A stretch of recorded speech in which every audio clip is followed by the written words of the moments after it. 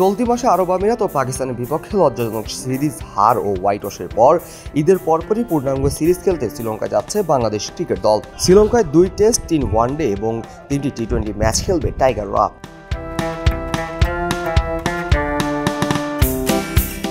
সূচি অনুযায়ী আগামী 13ই জুন শ্রীলঙ্কায় পা রাখবে বাংলাদেশ ক্রিকেট দল।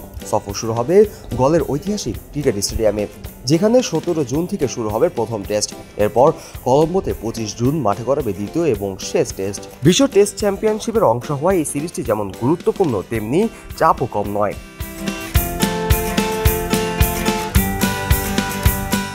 টেস্ট সিরিজ শেষে কলম্বোতে শুরু হবে 3 দিনের ম্যাচের ওয়ানডে সিরিজ। 2 জুলাই প্রথম ওয়ানডে, 5 জুলাই দ্বিতীয় এবং 8 জুলাই পাল্লেকেলেতে অনুষ্ঠিত হবে তৃতীয় এবং শেষ ওয়ানডে ম্যাচ।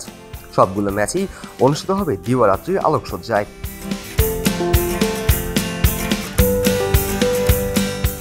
এই গুরুত্বপূর্ণ সফরের প্রস্তুতি নিতে আজ সকালেই মাঠে হাজির হয় বাংলাদেশ ক্রিকেট দল। সবসময়ের মতোই সবার আগে পৌঁছান অভিজ্ঞ মুশফিকুর রহিম, যার মধ্যে বরাবরের মতোই দেখা গেল প্রস্তুতির প্রতি অদম্য নিষ্ঠা।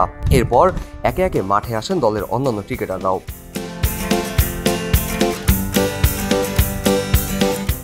তবে দিনটি শুরু হলো বৃষ্টির বিঘ্নে। সকালের প্রস্তুতি ম্যাচ শুরু হওয়ার কথা থাকলেও অবিরাম বৃষ্টির কারণে খেলা শুরু করা যায়নি।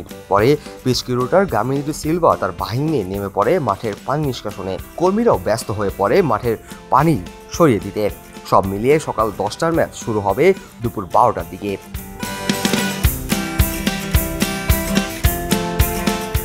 এদিকে বড় প্রশ্ন থেকে যাচ্ছে, এবারও কি টাইগাররা শ্রীলঙ্কার মাটিতে ঘুরে দাঁড়াতে পারবে, নাকি আরব আমিরাত ও পাকিস্তানের মতোই হতাশাজনক পারফরমেন্স করে ফিরবে দেশে?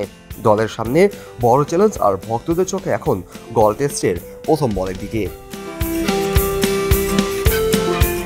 কাজী মোহাম্মদ আরাফাত, কে স্পোর্টস, খবরের কাগজ।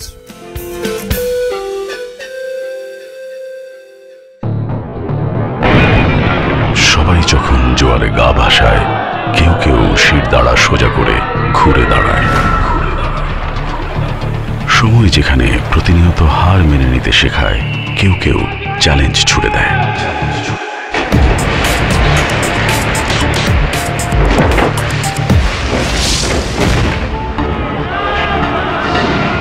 পক্ষপাতের ভিড়ে আজ থেকে কোনো পক্ষ নয়, খবর হবে নিরপেক্ষ।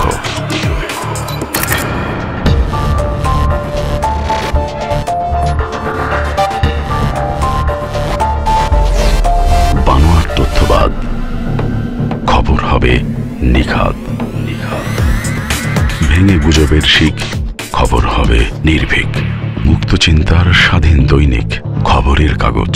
এখন খবর হবে নিখাত, নির্ভীক।